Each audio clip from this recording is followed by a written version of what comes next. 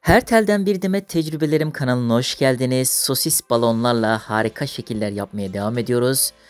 Evet, bugün sizlere harika bir balık yaptım. Sosis balondan harika, bakın ağzı, gözleri, alttan görünüşü, arka yüzgeçleri. Evet, çok güzel. Kırmızı bir balon yaptım. Çocukların çok hoşuna gidecek bir balon. Çocukların gönlüne, kalbine girebilirsiniz.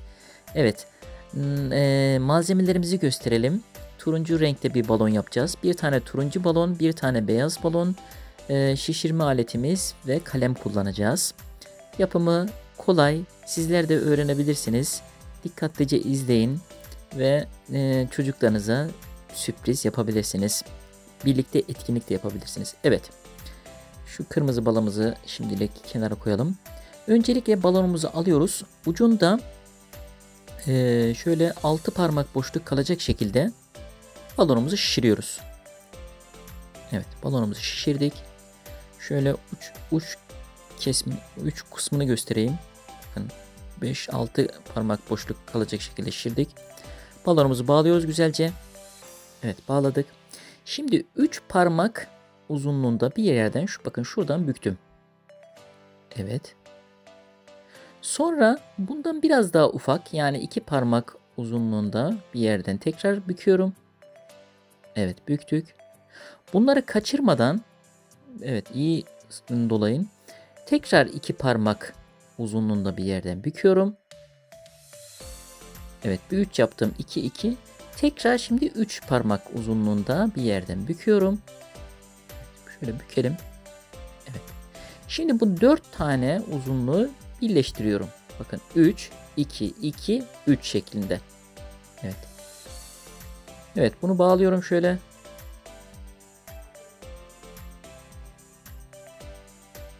Evet, güzelce bağlıyoruz. Evet, bağladık. Şimdi devam edeceğiz. Şöyle şu kırmızı balonu yan tarafa alalım. Evet.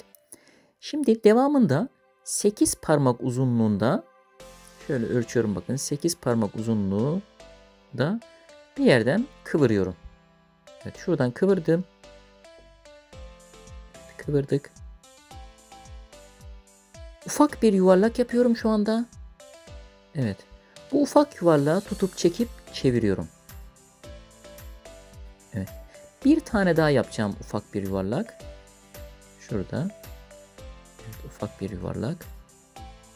Bu yuvarlağı da çekip çeviriyorum. Bu şekilde balığımızın ağzını yapmış olduk. Evet. Gördüğünüz gibi balığımızın ağzını yapmış olduk.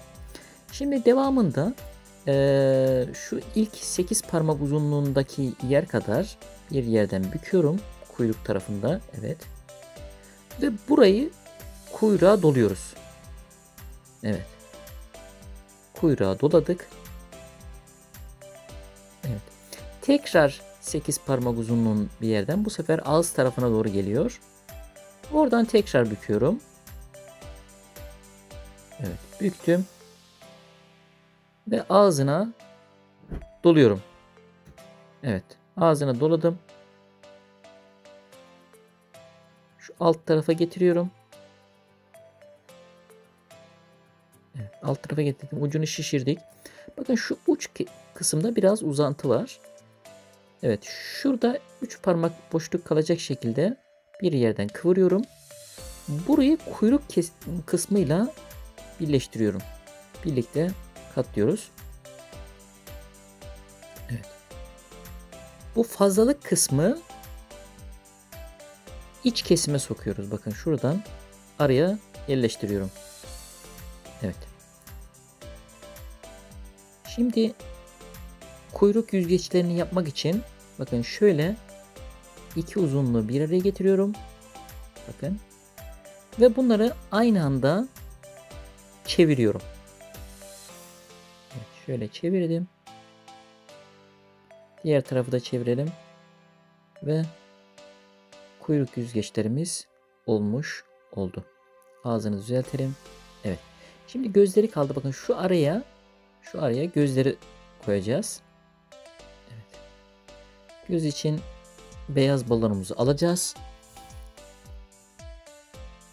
Çok az şişireceğiz beyaz balonumuzu. Evet. Çok az bir şekilde şişirdim. Bu balonumuzu bağlıyorum. Şimdi bunu iki eşit parçaya bölmek için şöyle bakın. Elimde sıkıyorum. İki eşit parçaya bölüyorum. Evet. Şöyle. Evet. İki eşit parçaya böldüm. İyice kıvırıyorum. Evet. Şimdi bunu şu aradan geçiriyorum.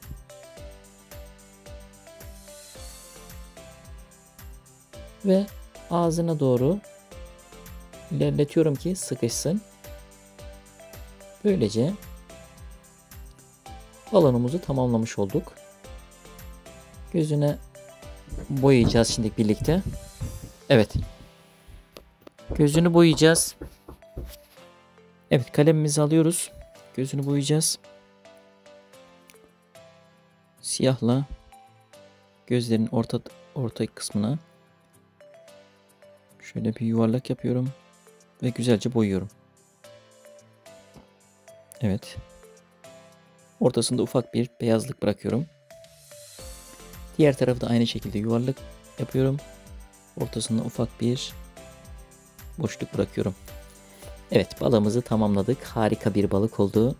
Çocukların çok hoşuna gidecek bir balık. Evet, diğer balığımızı da alalım. İzlediğiniz için çok teşekkür ederim. Abone değilseniz abone olur, like atar ve paylaşırsanız memnun olurum. Evet, şöyle yan yana koyalım. Bir sonraki videomda görüşmek üzere. İyi günler.